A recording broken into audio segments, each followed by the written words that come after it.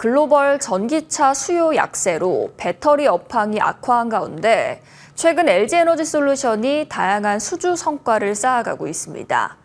공격적인 투자 확대가 성과로 나타나기 시작했다는 평가인데요. 자세한 내용 취재 기자와 이야기 나눠보겠습니다. 엄수빈 기자 나왔습니다. 어서 오세요. 요즘 전기차 시장 침체기라고들 하는데 이 LG에너지솔루션이 최근에 주목할 만한 수주를 따냈다고요. 네, 현재 전기차 시장은 대중화전 일시적 수요 정체를 뜻하는 캐즘을 지나는 시기로 평가받고 있습니다. LG에너지솔루션은 지난 2일 전기차용 LFP 배터리 첫 대규모 수주에 성공했다는 소식을 전했습니다.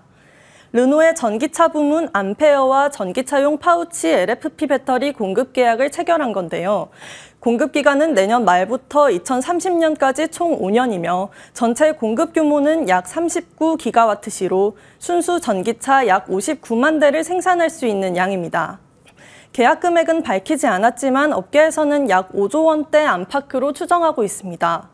가격이 중저가인 LFP 배터리는 중국 업체들이 시장을 장악하고 있는데 국내 배터리 업체 중에선 처음으로 차량용 LFP 배터리 공급 계약을 맺은 것이어서 더욱 주목되는 성과입니다.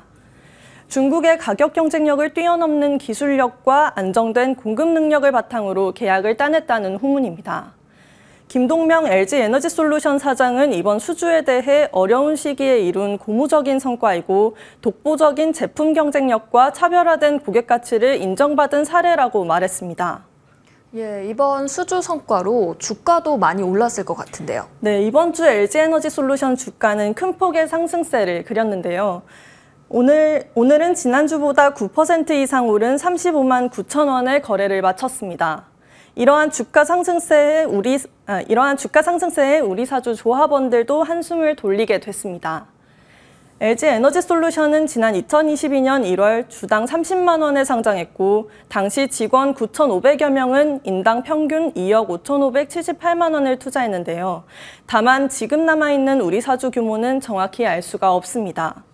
지난해 7월 최고 62만 원까지 올랐던 주가는 이후 전기차 캐즘으로 계속되는 하락세를 그리며 지난달에는 최저 32만 원대를 기록했습니다. 주가 하락의 성과급까지 줄어들면서 LG에너지솔루션 직원들은 지난 2월 트럭 시위를 벌이기도 했는데요. 이제는 바닥을 찍고 반등 중이라는 기대감이 나오고 있습니다.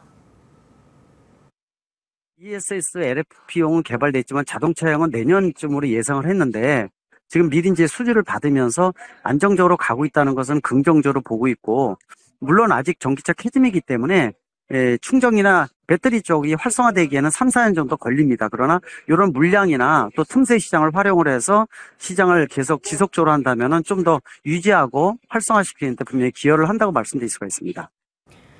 정용진 신한투자증권 연구원은 전기차 수요 전반의 약세로 대형주 투자 심리가 위축돼 실적 개선은 하반기 이후로 가능하다고 말했는데요. 특히 호재가 귀해진 수요 둔화 속에서도 이번 수주는 긍정적 변화의 단초로 볼 수 있다며 저가형 대응에 따라 이후에 중국 전기차 상계 관세 부과에 따른 반사수혜도 기대된다고 설명했습니다. 그렇군요.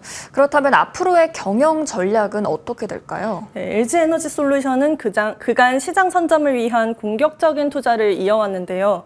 김동명 사장은 앞으로 펀더멘탈, 즉 기초체력 강화에 집중할 것을 예고했습니다. 김 사장은 지금까지 공격적인 수주와 사업 확장을 추진하며 인력, 설비, 구매 등 분야에서 많은 비효율이 발생한 것은 사실이라며 누구보다 먼저 시장을 개척하며 생긴 일이지만 같은 실수를 반복해서는 안 된다고 말했습니다. 또한 지금은 투자의 속도 조절이 필요한 시기라며 과거의 영광에 사로잡히지 말고 사업과 제품의 포트폴리오를 전면적으로 개편해 나가며 조직 전체의 혁신을 가속화해 나가야 한다고 당부했습니다.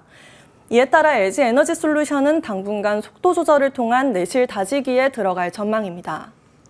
캐즘 상황 속에서 LG에너지솔루션의 사업 현황을 들어봤습니다. 오늘 말씀 잘 들었습니다.